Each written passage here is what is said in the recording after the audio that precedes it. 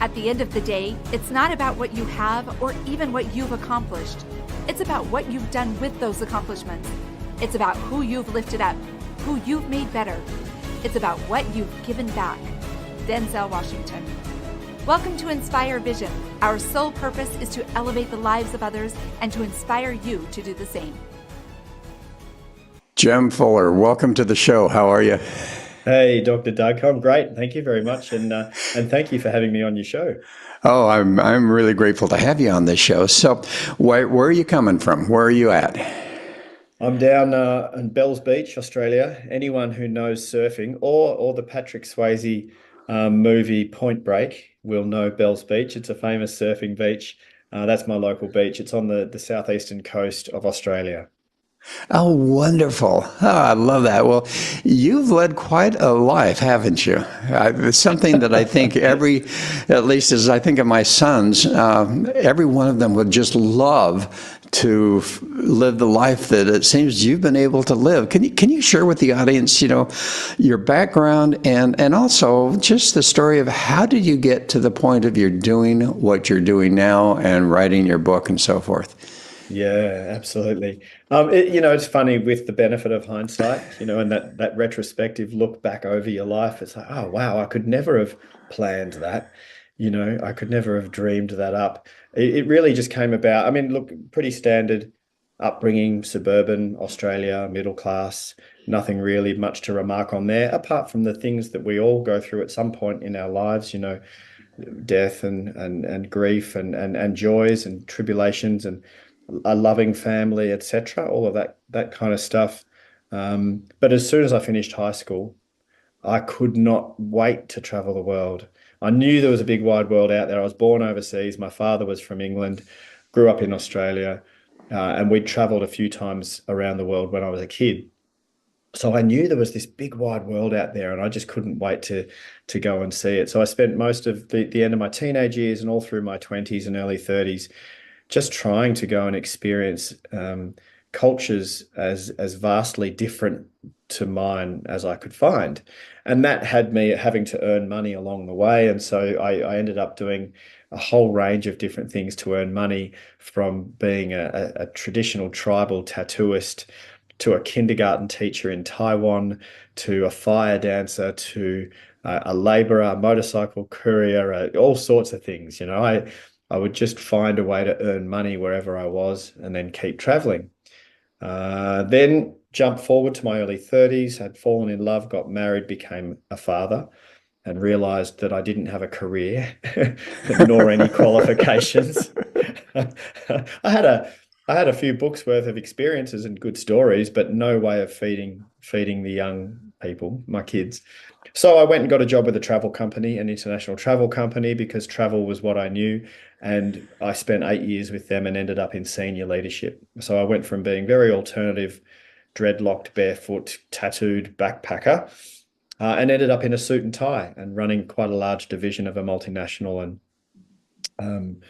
And incidentally, through the corporate pressure to drive net profit growth quarter on quarter on quarter, which any of your listeners who are in the corporate world understand that pressure, I moved away from my own core values and did what I thought I needed to do to be successful in that world, but ended up becoming really unhappy.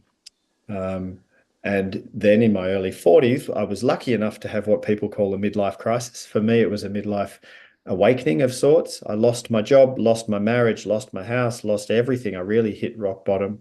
I kept my two sons in a 50-50 week on, week off arrangement. So I had my two boys, but really had to start all over again. And that's when I started on this current chapter, which has been the last 12 years of my life, of building my coaching practice, working as a leadership coach primarily, but then also over the last 10 years running retreats in some of my favorite places around the world, in the Himalaya of northwestern India, in Bali, in the deserts of Australia. So running those retreats, writing books, TEDx talks, all the bits and pieces that come with someone who's on a mission to try and share a message. So I'm curious about those retreats. Are they mainly business oriented or are they more personal oriented? It's personal development for professionals. is what Okay. it is. So it's within the professional context. Business owners come away on this leadership retreat, and the content and the models and the implementations that I teach and share are completely applicable to going home to your business or your organization in the context of leadership. But at the same time, it's very much about your own personal development, because that sits at the core of your ability to be a good leader. Well, and it's interesting when I was doing some consulting with small businesses, one of the comments that I'd make is whatever we're going to teach you here in business also is going to apply to life, or Yeah, vice versa. yeah, Let's figure out what's going on in your life, because that's going to be affecting and representing your business. So, I'm going to really enjoy talking about your book and literally, the heart of what is it? The heart of conscious communication, and I love that word. But I also love what you talked about, how you found yourself in a situation where you were not being true to yourself. It was almost a duality of your life. And do you get into that at all as you're working with these people and talking about how do you literally become who you really are, rather than who you think you need to be, or who the environment or society or work or whatever says you need to be? yeah. Yes, I do. It's where we start actually. On the retreats, there's four conversations that I facilitate, and the first one is about it. It starts with you and coming back to your authentic self, rediscovering that. I believe we already know that inherently, but maybe not consciously, and a lot of people haven't, allowed themselves the time to sit and contemplate who they are, who they choose to be in terms of their character, not in terms of their job title or their relationship title, but what's important to them in terms of who they aspire to be. These are our core values, and how that can inform our sense of identity rather than, the roles that we play. And then also, if for leaders, and within the context of leader, we talk about authentic leadership. And I think it's really useful for leaders to understand that they shouldn't try to be more like anybody else. They shouldn't try to be more like that leader over there. What they should be actually doing is understanding the best version of themselves and who they aspire to be, and be that as a leader.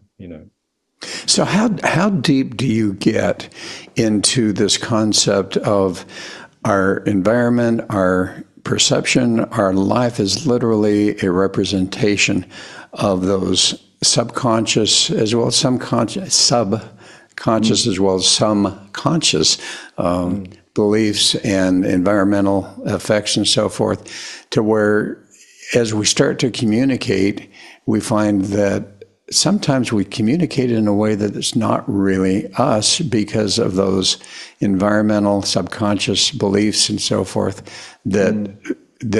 affect us. And also sometimes as we're doing it in a perhaps reactive way, we're really doing it not as who we truly are, but as who we have been created to become by our environment, our Yeah, family. yeah. I love this. I find this fascinating, and more than just fascinating, this topic that you've brought up, Dr. Doug, I also find it really useful to think about, and then to practice in terms of, so we've been brainwashed into a sense of who we think we are, right? Largely by our environment and what's been going on around us, and what we've been taught and what we've been told. Right. And this brainwashing, they're neural pathways that have fired so many times, they create like a neural highway. So there's a reflex thought that happens. This is our biases, our beliefs, our lenses. And these are happening, like you said, largely subconsciously and sometimes consciously, but they're firing of their own accord. What I'm fascinated about is how can we now, through expanding our awareness and some volition, some intention, choose some beliefs around self and our relationship with self and the world around us that are more functional, that are less limiting, and then run those and consciously brainwash ourselves to rewire ourselves to a more healthy version of sense of self, identity, ego, and therefore then a more healthy relationship with the life around us, the other people in our life and the world around us. So yeah, look, I find it fascinating. In my book, I go into it in a lot of detail. In the retreats, I serve the room. It depends on who's sitting in the room. So I'll bring up a topic and we'll explore the surface level of it. And if it's going to serve the people in the room to go deeper and deeper and deeper, let's go. And if not, then we'll go where we need to go. Well, and you use the word consciousness. There's the word mindfulness, and it seems like in today's society, for those that are really delving into that personal development, that self-development, that self-awareness, that those two words become very important. I know as I've read different books, for instance, A New World or A New Earth, Eckhart Tolle. I don't know if you've read that. I have He's read it, talking yeah. about consciousness. He's talking about ego and how literally we allow the ego to modify our lives rather than truly become conscious. Or, you talk about mindfulness, and Buddha talks about, part of those eightfold steps or eightfold path is to reach that area of mindfulness. And let's talk about that a bit, because in your book, I know you specifically use the word conscious communication. Yeah, So yeah. what are your thoughts about that, and what does it mean to truly become conscious or mindful of what's going on internally within our subconscious mind? And as you say, which I find so interesting, is that we develop these neural pathways based on all of that stuff that's happened in our childhood and so forth. And I think sometimes people don't realize that they can change that they literally can develop new neural pathways and create an entirely different perception of life and experience a different life by making those changes. But as you say, it really requires consciousness or mindfulness to do that. Care to share some thoughts on that? Yeah, yes. I mean, everything that you've just said resonates so well with me. And it's not just theory. I've been lucky enough to have created the opportunities in my life where, for whatever reason, and it was hitting rock bottom, was the main reason where it was necessity. I had to rewire because it came from one night. I was in a North American Indian sweat lodge in a men's circle, but we were here in Australia on First Nations land, special land, spiritual land here. And I had really what was a spiritual experience. And it was an awakening experience as well. It was out of body. I was flying around. I was 5 years old, flying around in the ether. But anyway, long story short, from that out of body experience, I came home that night and I had a very, very literal dream around my own self healing. And what I learned from that dream when I woke up in the morning was that I had been harboring a neural pathway, a belief, subconsciously for the first half of my life that I wasn't good enough. Yes.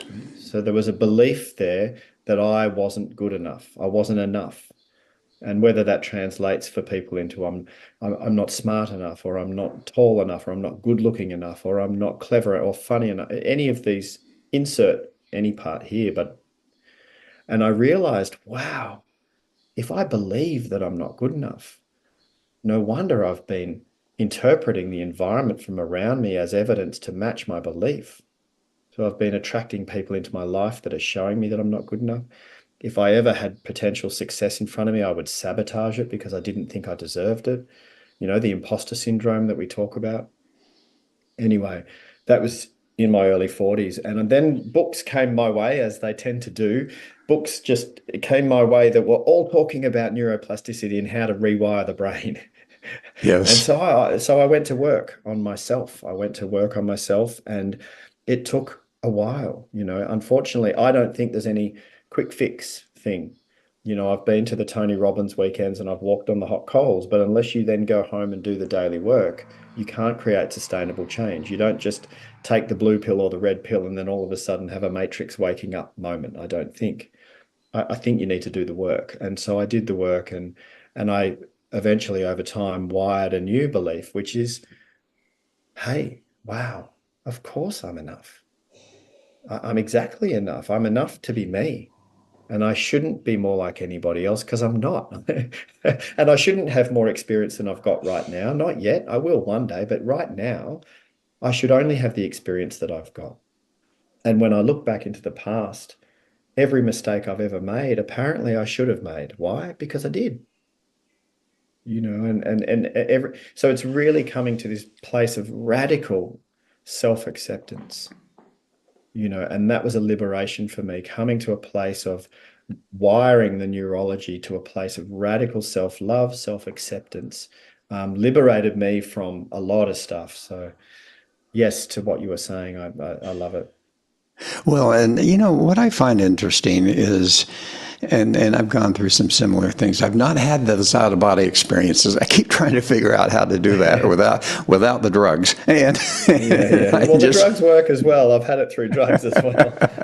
But I haven't been able to do that yet. But what I find interesting is so many people really have this concept of not being good enough. And I'm wondering how much of the environment creates that. And, I think of original sin from the Christianity part, and they're all taught that original sin. They're born into the world sinful.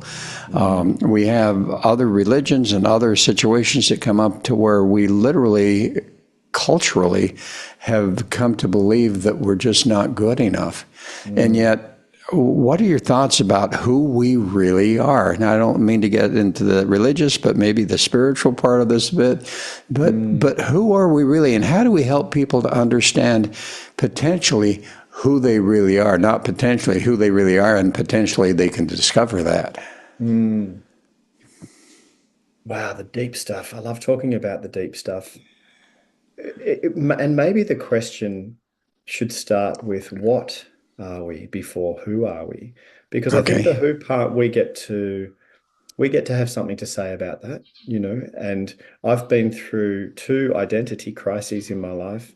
The first one was really scary in my 20s, that because I didn't know what on earth was going on, and that was really disorientating and quite a cathartic experience to go through when I was 28. And then the second one in my early 40s, I kind of knew a little bit that the death of the previous ego was an opportunity to re-identify. So that was a little bit more, it wasn't as disorientating. But who am I? I believe we can curate that. Yes, you're right. But what am I? Which is a deeper question, I think. And this sense that we have of, so on one level, what am I? Well, I'm a biomechanical creature being, when I look at it in terms of being separate from everything else around me. But that's actually an illusion, that we're separate, that I'm a separate creature from everything around me is an illusion, because I am actually intrinsically and inseparably a part of the greater system. We're all breathing in and consuming our environment. When you and I are sitting in a room together and someone walks through the room with a bouquet of flowers and we both smell the flowers, we're actually ingesting particles of those flowers. And so we are of the same stardust, very literally. And it seems more real to me that we're all connected and we're all, quote unquote, one. We're all part of the greater system. That seems more literally true to me than the illusion that we're separate, which is what our egos would have us believe. So what am I? I believe I'm an intrinsic, energetic part of a non-physical allness that manifests in physical reality in terms of energy spinning fast enough to create the illusion of the physical world. But I believe that we're all part of a non-physical energy, and that's my spiritual understanding of things. Yes, and you can word that as spiritual energy. You can word that as God. You can, the whatever that happens to be, the universe. But I think that's so important to realize, is that we truly are of that entity. And it's interesting as you talk about how when someone brings in flowers and we both smell it, not only do we smell the flowers, we probably look at the flowers, we appreciate it, and so forth. But here's the interesting thing that comes to my mind, and you talked about it a little bit earlier. as we put forth whatever energy we choose to put forth, Mm, that energy comes back to us. And mm, so it's interesting, as you said, how we can literally create a perception of our lives based on those subconscious beliefs. mm. And literally, then it comes back to us, as you were talking about, I'm not good enough, and therefore you self sabotaged, and Mm, things came your way to make sure that prove that you're not good enough. So, yeah. what a wonderful thing to be able to get to the point where you can understand, as you, and I like the word, what you are, Mm, whatever that happens to be in someone's spiritual understanding and, awareness. How does someone get to that point? How did you get to that point where you finally realized what you were? mm. It was a process of many heroes' journeys. We talk about the hero's journey, and it's something that we see this metaphor, this story that is replicated in all the great films and the great novels, but also we experience it as humans. And I think there's been many versions of that I've experienced through my life. And I've always been curious. I've always been introspective. I was always very sensitive.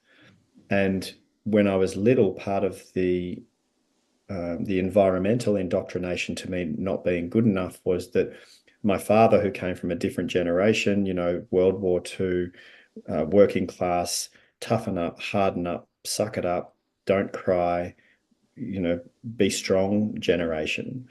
And as a sensitive young boy who would cry and feel emotions, etc., he used to tell me, in not so many words, he would say to me that I wasn't good enough. Mm-hmm. So that's kind of where that came from for me. Um, but I was always sensitive and curious and introspective and also very expressive. I've been writing songs my whole life, songs and poetry. So there was a lot of reflection time. And then all of those travel years through the 20s, I would spend a lot of time sitting in deep reflection and contemplation. So that was always there. I've always been very spiritual, very interested in that which we can't prove scientifically. I'm very fascinated by that. And there's a lot.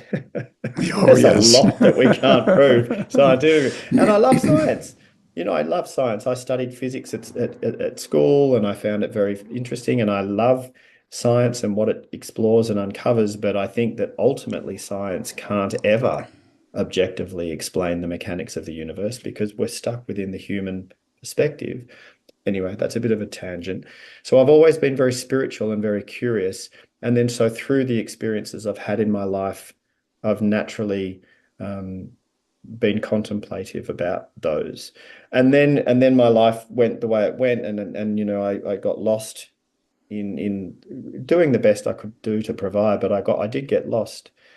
Lost as in I had to move away from my core values. I felt I was becoming someone that I didn't that wasn't my authentic self, and I didn't know that this was happening subconsciously.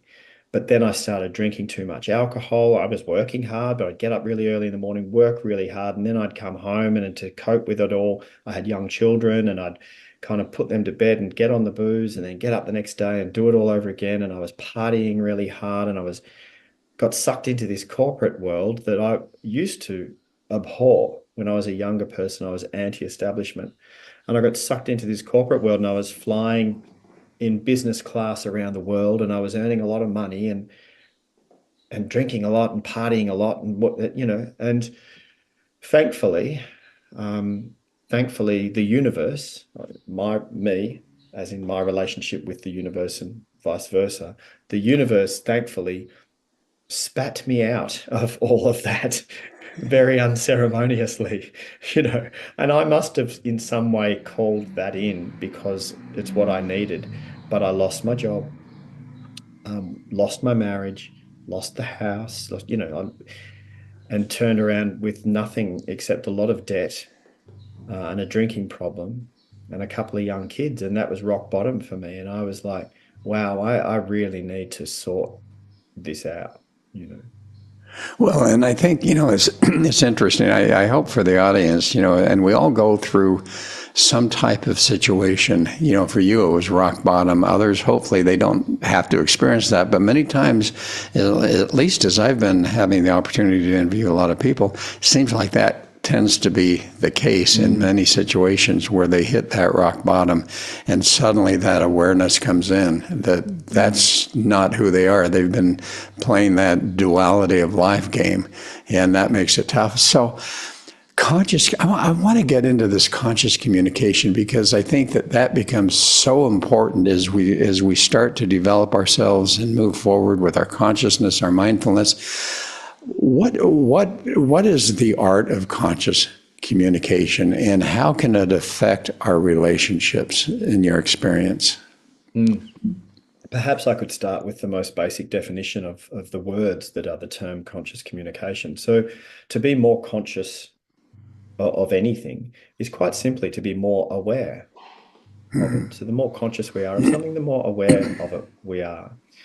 And communication comes from the original words for communication is the Latin word communicatio, which is the noun, which means literally a sharing.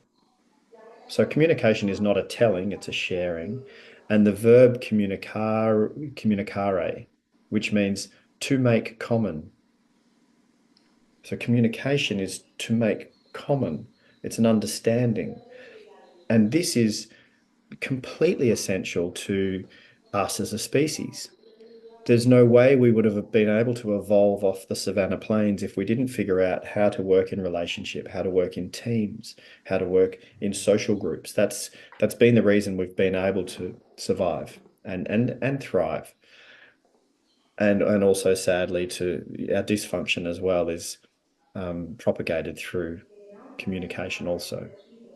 So there's the flip side to everything. But essentially the quality of our life is directly correlated to the quality of our relationships.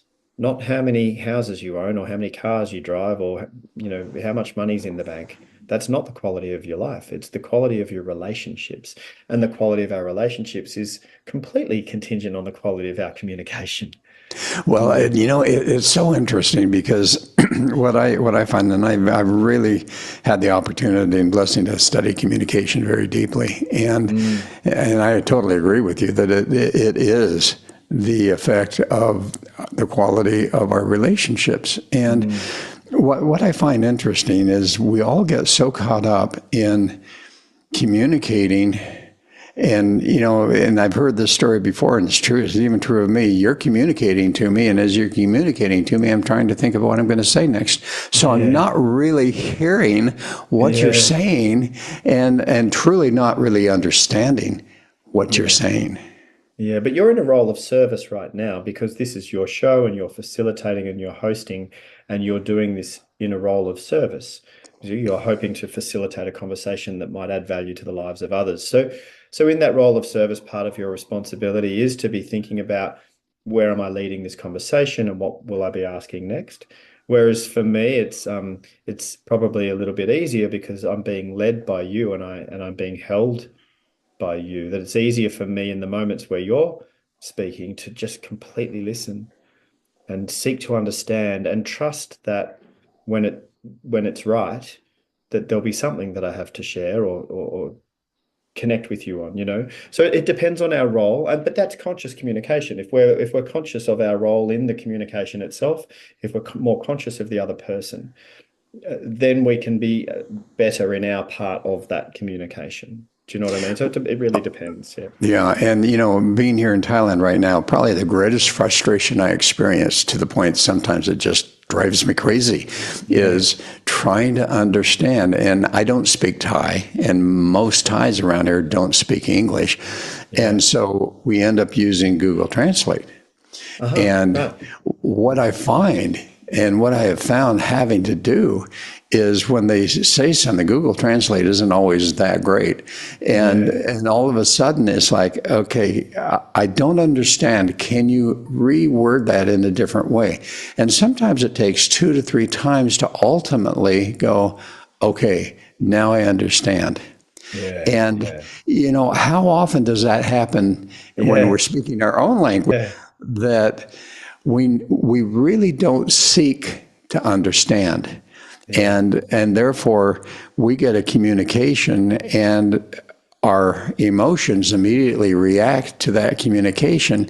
And that may not be really what they're saying. For instance, with the example with your dad, his communication to you, your interpretation of that communication was that you're no good. Or you're yeah, not good enough. Okay. yeah, It would be interesting to go back as an yeah, adult now in time yeah, and find out what he really meant and what yeah. was Because the it was pro 100%. It was what he meant was probably more like, "I love you so much, son, and if you can take my advice, you'll do better in life. Like I love you so much, and I want you to have every chance of a good life. So please take my advice. You need to toughen up.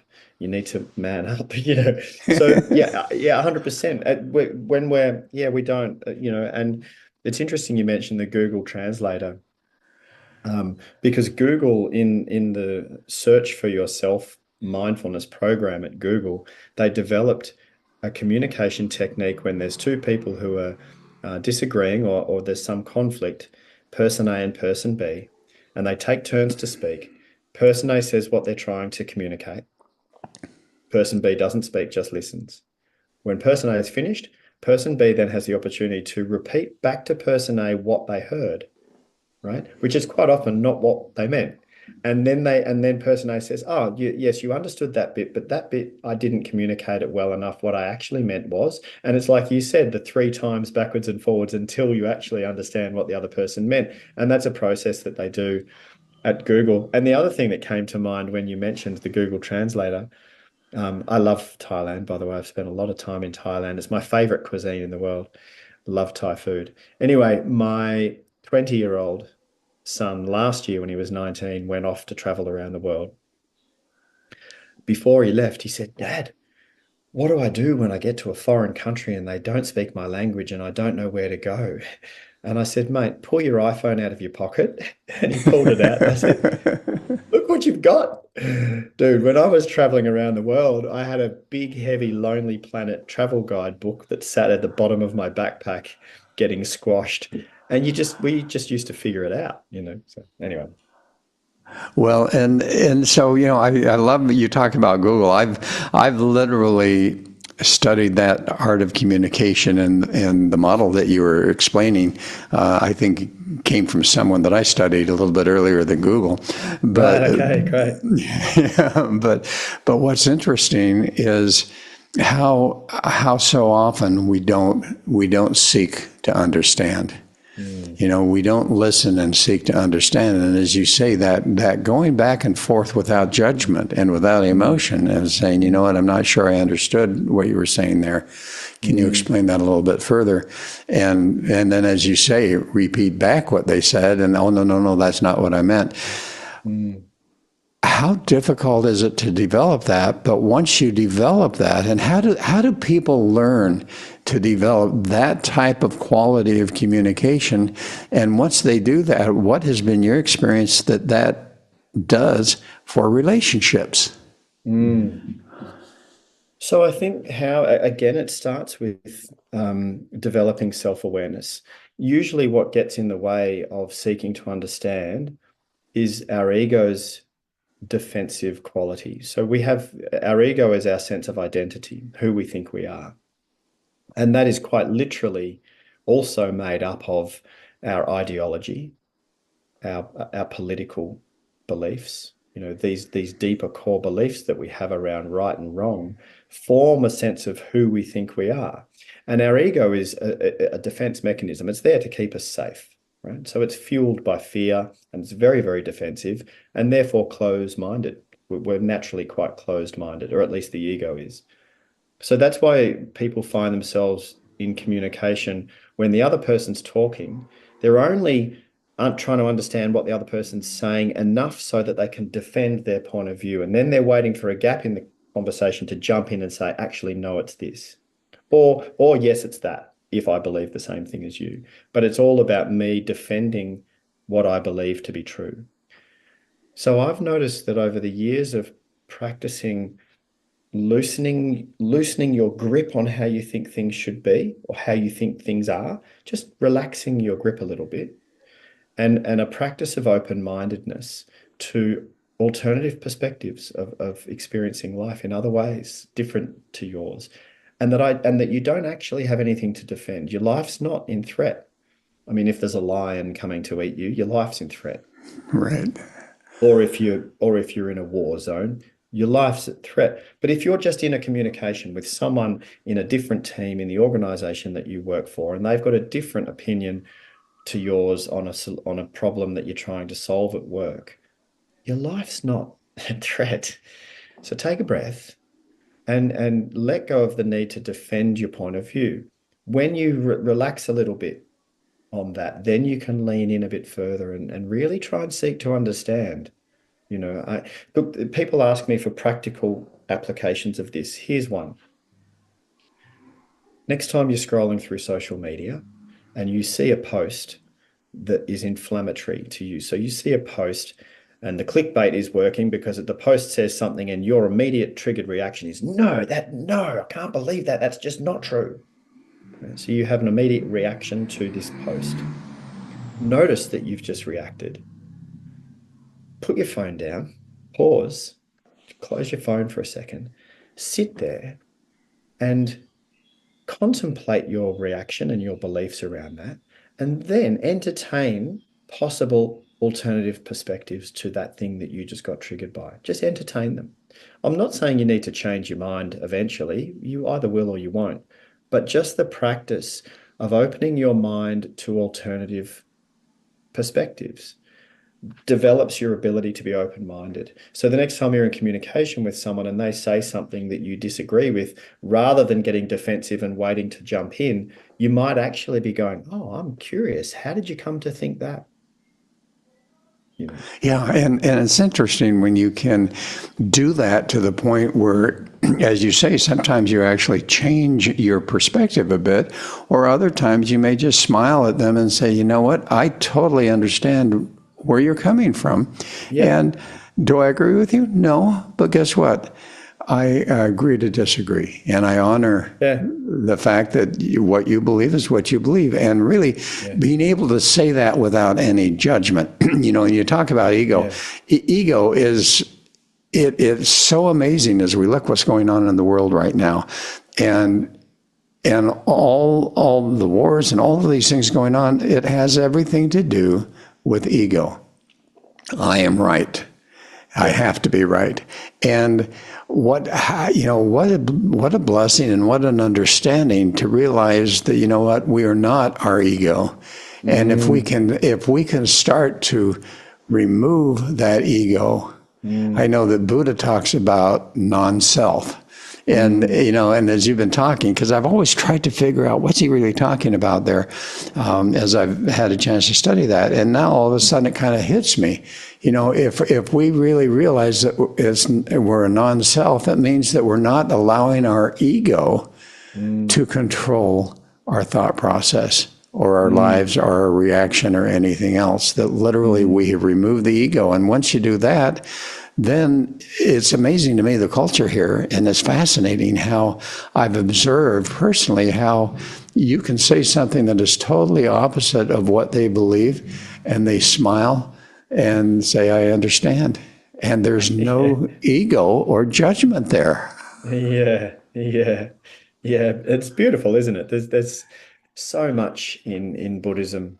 And as I was living for years, living and walking and traveling around India, the more I understood those teachings, the more it just sat with my kind of intuition or my feeling. It's hard to explain, but I'd learn things from Buddhism and say, yeah, I kind of knew that. I kind of felt that in some way already, and it makes sense to me. So I'm not religious. I don't follow any particular religion. As we've already talked about, Dr. Doug, I am very spiritual. Yes. But if I had to align my ways of being to any particular religion, it would most closely be Buddhism for sure. Well, and I'm not a Buddhist either. I'm like you. I am so curious that when I get into an environment, I've got to study it, understand it, that whole thing. But what I find, and you've hit on it, I think there are some common truths, and then we talk about the more modern writers, and they are literally writing about exactly the same thing that was written thousands of years ago, but all of a sudden it's a new awareness, a new mental discovery, when in reality, it's been there for a long time. So I find that fascinating. And, I really love this whole concept of, learning to be conscious communication and understanding. Can you imagine if the majority of people in the world could get to the point that you talk about with that conscious communication and understanding that, what a different world and what a peaceful world we would have. Oh, I do imagine it, and I don't know whether it will ever happen, but I do imagine it, and I strive to play my part to try and tip the scales of humanity in that direction. I really do. I'm passionate about it. It's why I'm sitting here connecting and conversing with you. It's why I write the books I write, run the retreats that I run, because I really hope that we can become more conscious in our communication. And rather than shouting at each other across the divides of difference, which has been propagated by the algorithmic movement online, where pro-vax and anti-vax are just shouting at each other, or pro-life and pro-choice are just shouting at each other, or canceling each other, or all of this animosity, which is just such a shame to look at, because I don't believe it's actually a true reflection of humanity. I meet more people that are good, kind, nice, caring, humble people who don't want to harm anybody. But if you just believed mainstream news or social media, you'd believe that all the world's out to get each other. Yeah. Well, Jem, as we close, what I'd love for you to do is share with the audience in, a brief way, what would be the message that you would like to share with them that they remember as they end up closing off this podcast? The message I'd like to share is that if we could take a snapshot in time right now, you are exactly enough. You are exactly enough to be you. You shouldn't be more or less of anything. You're exactly who you're supposed to be in this moment right now. Love it. Jem, this has been a fascinating conversation, and I call it a conversation, which I really appreciate. Me too, Dr. Doug, me too. Thanks so much for being on the show. Really appreciate it. I wish I was in Thailand with you, mate. I love Thailand. It'd be nice to pop over and say hi. Oh, that would be great. And folks, thanks for listening. I hope you got something out of this. Go get that book, and I assume it's on every major Amazon and those type of places where they can get that, and allow that to hopefully teach you a little bit more about how to develop conscious communication. Have a wonderful week. We look forward to having you join us again soon.